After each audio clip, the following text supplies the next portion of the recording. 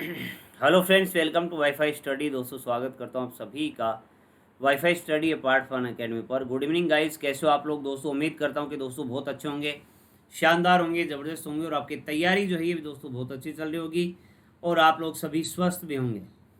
मेरे प्यारे दोस्तों, आप लोग जल्दी से जल्दी एक बार शेयर कर दीजिएगा सेशन को। फिर हम आज के इस महत्वपूर्ण सेशन को, जिसमें आपका लाइव टेस्ट होने वाला है, इसके बारे में हम पढ़ने वाले हैं। लेकिन आज टेस्ट के लिए आप लोग अपने आप को तैयार कीजिएगा। इससे पहले हम आगे बढ़े, एक बात आपको बता देता हूं। अगर आप लोगों ने अनअकैडमी लर्निंग ऐप डाउनलोड नहीं किया है तो इस अनअकैडमी लर्निंग ऐप को डाउनलोड कर लीजिएगा और यहाँ पर आप मुझे सर्च कीजिएगा प्रवीण कुमार के नाम से। और जैसे ही आप सर्च करेंगे मेरे प्यारे दोस्तों, मेरा प्रोफाइल आपके सामने होगा और यहाँ पर मुझे आप फॉलो अवश्य कर लीजिएगा, ताकि यहाँ पर चलने वाले फ्री सेशन जो हैं ये आप लोगों को मिल सकें। और मेरे द्वारा यहाँ पर साइंस, राजस्थान हिस्ट्री और इंडियन हिस्ट्री वाला पार्ट करवाया जा रहा है। यहाँ पर आप लोग आसानी के साथ में इसको देख सकते हो। और आपको पता होगा, मेरे और गणेश जी के द्वारा, गणेश सर के द्वारा आपके प्री मानसून ऑफर आप स्टूडेंट्स के लिए लेके आए हम।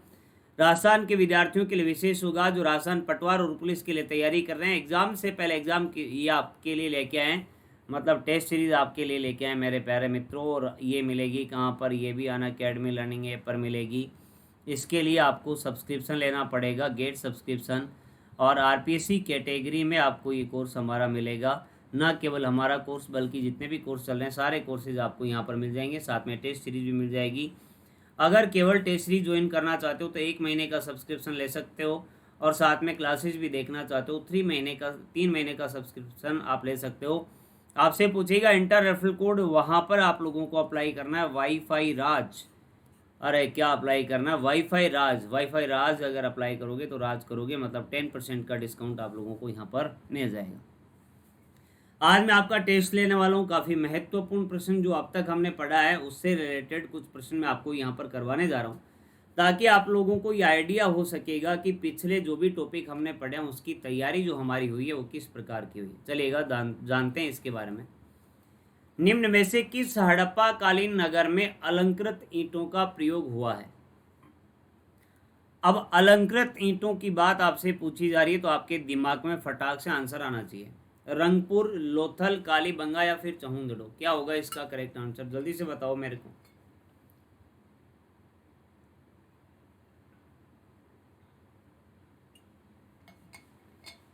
जल्दी से बता दीजिएगा। निम्न में से किस हड़प्पा कालीन नगर में अलंकृत ईंटों का प्रयोग हुआ है। हाँ जी, जल्दी से बताओ, देखें क्या होगा करेक्ट आंसर इसका। तो मेरे प्यारे मित्रों, हड़प्पा कालीन नगर जिसमें अलंकृत ईंटों का प्रयोग हुआ, ये आपका कौन सा हो जाएगा, कालीबंगा हो जाएगा ना। कालीबंगा में मेरे प्यारे मित्रों आपके अलंकृत ईंटों का प्रयोग हुआ था। अगला प्रश्न देखते हैं, बात करते हैं मेरे प्यारे मित्रों। अगर बात की जाएगी अगले प्रश्न की, अगला प्रश्न आपके सामने आता है। निम्नलिखित में से किस स्थल से हमें खेल स्टेडियम के साक्ष्य प्राप्त हुए हैं। खेल स्टेडियम के साक्ष्य कहाँ से मिले हैं, रंगपुर, धोलावीरा, आलमगीरपुर या फिर संघोल, जल्दी से बताओ देखें।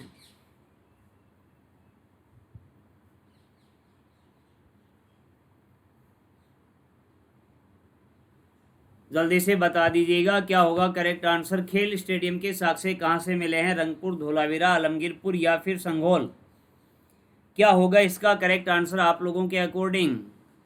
तो मैंने जब आपको दोस्तों ये इंडस वैली सिविलाइजेशन पढ़ाया था, सिंधु घाटी सभ्यता की जब हमने बात की थी, तो हमने खेल स्टेडियम के बारे में भी चर्चा की थी ना। बिल्कुल की थी मेरे प्यारे मित्रों। तो ये आपके प्राप्त हुआ था कहाँ से, धोलावीरा की अगर हम बात करेंगे तो धोलावीरा से अपने को खेल स्टेडियम के साक्ष्य जो हैं दोस्तों प्राप्त हुए। गाइज एक बार आप शेयर कर दीजिएगा, कल से आपकी क्लास लाइव आ जाएगी, ठीक है ना। तो जल्दी से जल्दी आगे बढ़ते हैं। आगे अगला प्रश्न क्या आता, मांडा जम्मू कश्मीर में चिनाब नदी के किस तट पर स्थित है। मैंने आपको बताया था हड़प्पा, मोहनजोदड़ो और मांडा नदियों के तट भी बताए थे। दाएं तट पर आएगा, बाएं पे आएगा, पूर्व ओर आएगा या फिर किनारे ऊपर आएगा।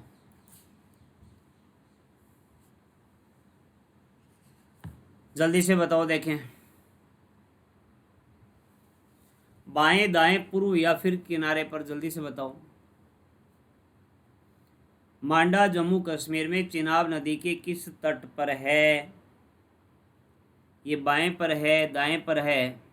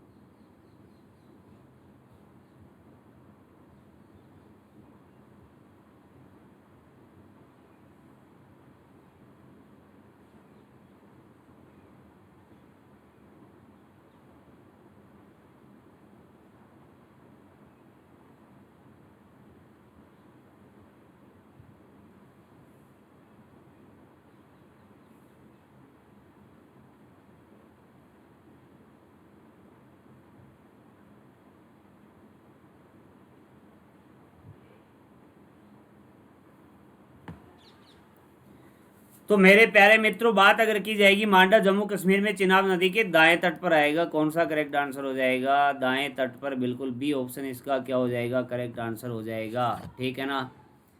चलिएगा आगे बढ़ते हैं, अगले प्रश्न को देखते हैं। सुमेरियन लेखों के अनुसार मेलुहा का समीकरण किस प्रदेश से था?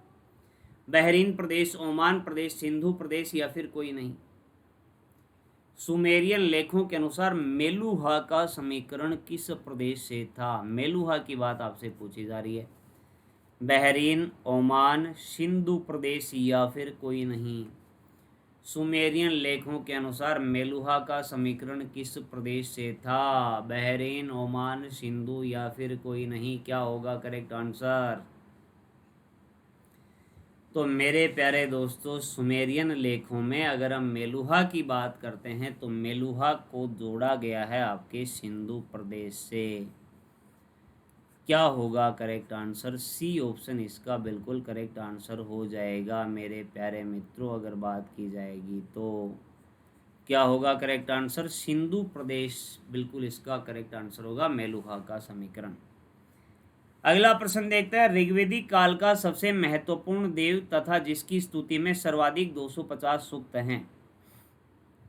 ऋग्वेदिक काल का सबसे महत्वपूर्ण देवता जिसकी स्तुति में सर्वाधिक 250 सूक्त हैं, ये कौन सा है? वरुण है, अग्नि है, मरुत है या फिर इंद्र है? क्या होगा करेक्ट आंसर इसका? ऋग्वेदिक काल का सबसे महत्वपूर्ण देवता जिसकी स्तुति में सर्वाधिक 250 सूक्त हैं, वो कौन सा है? वरुण, अग्नि, मरुत या फिर इंद्र? ऋग्वेदिक काल का सबसे महत्वपूर्ण देव जिसकी स्तुति में सर्वाधिक 250 सूक्त। तो सीधा सा सिंपल सा प्रश्न पूछ रहा आपसे, 250 सूक्त वाला सबसे महत्वपूर्ण देवता ऋग्वेदिक काल का कौन सा हो जाएगा? वरुण आएगा, अग्नि आएगा, मरुत आएगा, फिर इंद्र आएगा? अरे मेरे प्यारे दोस्तों, अभी अभी हमने थोड़ी दिनों पहले ऋग्वेदिक काल, उत्तर वैदिक काल की बात की थी। तो ऋग्वेदिक काल का सबसे महत्वपूर्ण देवता कौन सा है? इंद्र ही तो था। नंबर 2 पे अग्नि महत्वपूर्ण देवता था। ठीक है ना, क्लियर है ना कॉन्सेप्ट? बढ़ते आगे, अगले प्रश्न को देखते हैं। निम्नलिखित में से किस यज्ञ के दौरान राजा द्वारा रथों की दौड़ का आयोजन किया जाता था? किस यज्ञ के दौरान राजा के द्वारा रथों की दौड़ का आयोजन किया जाता था? यज्ञ आपको दिए गए हैं नीचे। राजसूय यज्ञ, अश्वमेध, वाजपेयी या फिर अग्निष्टोम यज्ञ? क्या होगा करेक्ट आंसर? निम्नलिखित में से किस यज्ञ के दौरान, ये बात मैंने आपको, जब मैंने वैदिक कल्चर आपको पढ़ाया था, वैदिक संस्कृति की बात जब हमने की थी, विभिन्न प्रकार के ये यज्ञ मैंने आपको बताए थे। राष्ट्रीय यज्ञ जिसमें जो राज्याभिषेक के अवसर पर, अश्वमेध यज्ञ में मैंने आपको बताया था एक घोड़े को छोड़ दिया जाता है, बताया था, क्या याद आ रहा होगा आप लोगों को? वाजपेयी और अग्निष्टोम। तो मेरे प्यारे मित्रों, बात अगर की जाएगी, वाजपेयी यज्ञ जो हुआ करता था, इसमें यज्ञ के दौरान राजा के द्वारा रथ दौड़ का आयोजन किया जाता था। रथ दौड़ का आयोजन, बिल्कुल सी ऑप्शन इसका करेक्ट आंसर हो जाएगा। अगला प्रश्न देखते हैं। उत्तर वैदिक काल में समाज में वर्ण व्यवस्था आधारित थी। उत्तर वैदिक काल में समाज में वर्ण व्यवस्था आधारित थी, कर्म जन्म एवं अभी दोनों या फिर इनमें से कोई नहीं। प्रश्न पूछ रहा है, ऋग्वेदिक काल की बात नहीं पूछ रहा है, प्रश्न आपसे पूछ रहा है उत्तर वैदिक काल में समाज में वर्ण व्यवस्था आधारित थी, कर्म के आधार पर जन्म के आधार पर एवं अभी दोनों आएगा या फिर कोई नहीं आएगा? क्या होगा करेक्ट आंसर बताओ देखें। उत्तर वैदिक काल में समाज में वर्ण व्यवस्था आधारित थी, कर्म जन्म एवं अभी दोनों या फिर इनमें से कोई नहीं? बताइएगा, देखें क्या होना चाहिए इसका करेक्ट आंसर। तो मेरे प्यारे मित्रों, बात अगर की जाएगी ऋग्वेदिक काल में तो ये कर्म के आधार पर थी, लेकिन प्रश्न पूछ रहा उत्तर वैदिक काल का, तो उत्तर वैदिक काल में तो बाद में वर्ण व्यवस्था आपके जन्म के आधार पर हो गई थी क्या? बिल्कुल बी ऑप्शन इसका करेक्ट आंसर हो जाएगा। आगे बढ़ते हैं, अगले प्रश्न को देखते हैं। उत्तर वैदिक काल में लोहे के लिए प्रयुक्त शब्द है, लोहे को क्या कहा गया है? क्या लोह अयस कहा गया है, श्याम अयस कहा गया है, ताम्र अयस, या फिर इनमें से कोई नहीं?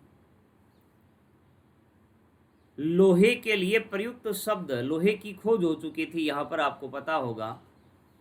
इसका जो प्रमुख अगर हम बात करेंगे प्रयुक्त शब्द जो किया गया है उत्तर वैदिक काल में, वो कौन सा है? लोह अयस, श्याम अयस, ताम्र अयस, या फिर इनमें से कोई नहीं? क्या होगा करेक्ट आंसर? उत्तर वैदिक काल में लोहे के लिए प्रयुक्त शब्द है लोह अयस, श्याम अयस, ताम्र अयस, या फिर इनमें से कोई नहीं? तो मेरे प्यारे दोस्तों, लोहे के लिए प्रयुक्त शब्द आएगा श्याम अयस कहा जाता था। बी ऑप्शन इसका बिल्कुल करेक्ट आंसर हो जाएगा, बिल्कुल बी इसका करेक्ट आंसर होगा। आगे बढ़ते हैं, अगले प्रश्न को देखते हैं। अगला प्रश्न क्या पूछता है? उत्तर वैदिक काल में इंद्र के स्थान पर प्रमुख देवता हो गया। ऋग्वेदिक काल में आपके इंद्र प्रमुख देवता थे, अभी अभी हमने बात की थी थोड़ी देर पहले ही, लेकिन उत्तर वैदिक काल की बात आपसे पूछी जा रही है। इंद्र के स्थान पर महत्वपूर्ण देवता हो गया था कौन सा? प्रजापति, ब्रह्मा, विष्णु, अग्नि, या फिर वरुण? क्या होगा करेक्ट आंसर आप लोगों का? जल्दी से फटाक से मेरे को आंसर बता दीजिएगा। उत्तर वैदिक काल में इंद्र के स्थान पर प्रमुख देवता हो गया प्रजापति, ब्रह्मा, विष्णु, अग्नि, या फिर वरुण? बताओ देखें क्या होगा आंसर।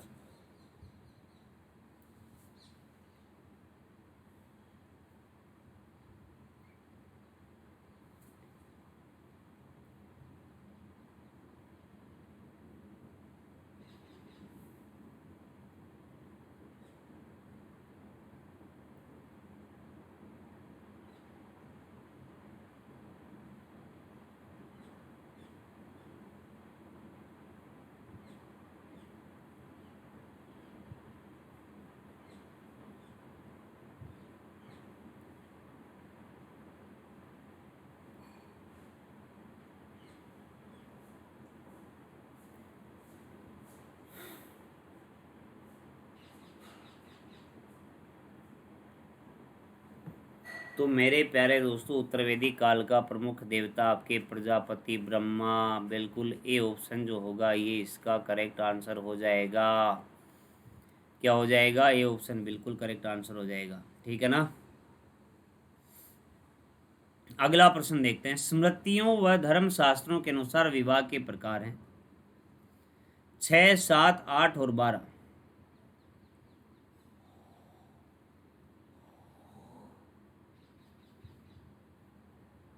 जल्दी से बताओ देखें।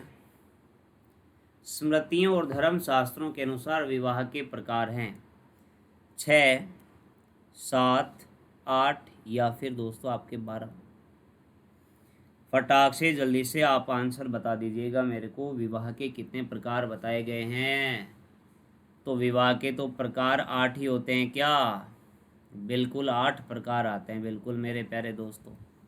सी ऑप्शन इसका करेक्ट आंसर है। आप एक बार सेशन को शेयर कर दीजिएगा। और मेरा आपको बात बताइए, पटवार और पुलिस के लिए टेस्ट सीरीज हमारे द्वारा, मेरे और गणेश सर के द्वारा लॉन्च की जा रही है मंडे से, और जल्दी से जल्दी आप लोगों को अनअकैडमी लर्निंग ऐप पर ये टेस्ट सीरीज जो है ये ले लेनी है, ये ज्वाइन कर लेनी है।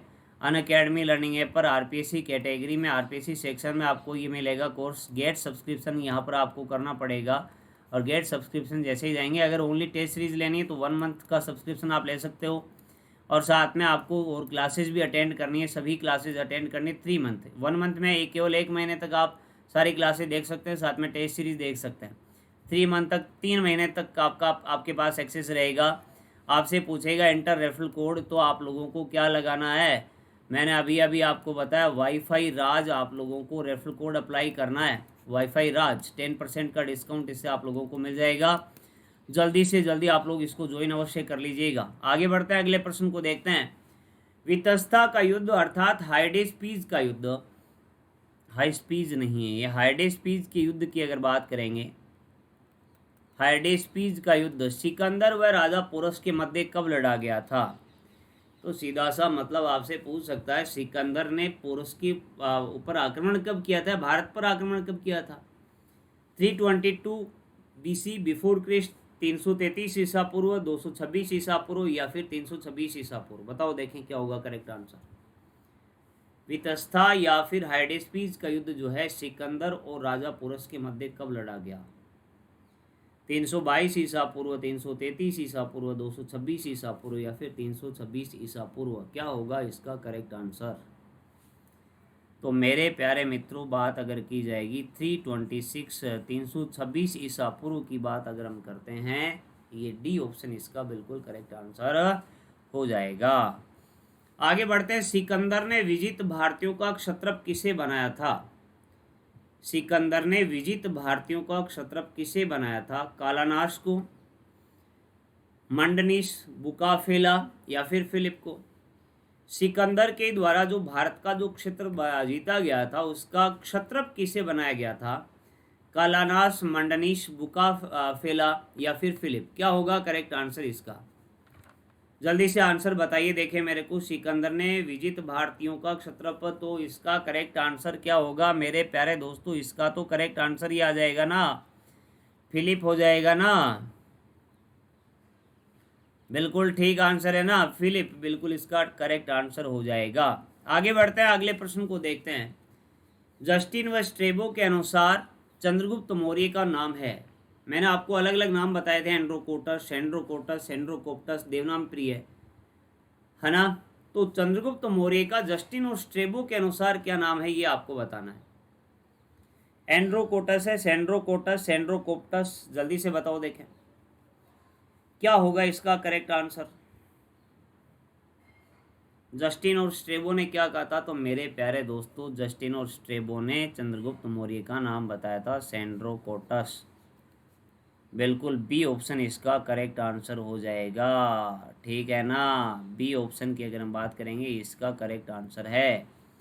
अगला प्रश्न देखते हैं, अगला प्रश्न क्या कहता है। निम्नलिखित में से किसके अनुसार चंद्रगुप्त मौर्य को वृषल या निम्न कुल का कहा गया है? निम्नलिखित में से किसके अनुसार चंद्रगुप्त मौर्य को वृषल या फिर निम्न कुल का कहा गया है? कथा सरित सागर, महाभाष्य, बृहत कथा मंजरी या फिर मुद्रा राक्षस? कथा सरित सागर, महाभाष्य, बृहत कथा मंजरी या फिर मुद्रा राक्षस? क्या होगा, किसके अनुसार चंद्रगुप्त मौर्य निम्न कुल का था और उसके लिए वृषल शब्द का प्रयोग किया गया था? ये प्रश्न आपसे पूछ रहा है। नीचे पुस्तकों के नाम आपको दिए गए हैं, कथा सरित सागर, महाभाष्य, बृहत कथा मंजरी या फिर मुद्रा राक्षस? बताओ देखें।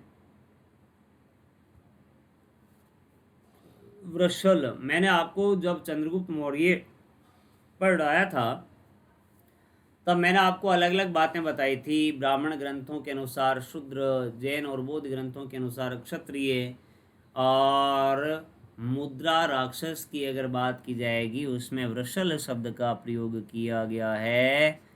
समझ गए क्या? वृषल मतलब निम्न कुल का माना गया। डी ऑप्शन इसका बिल्कुल करेक्ट आंसर हो जाएगा। अगला प्रश्न देखते हैं। बिंदुसार किस धर्म का अनुयायी था? जैन, बौद्ध, आजीवक या फिर शैव? बिंदुसार जो आता है यह आपके किस धर्म का अनुयायी था? जैन धर्म, बौद्ध धर्म, आजीवक या फिर शैव? बताओ देखिए क्या होगा करेक्ट आंसर।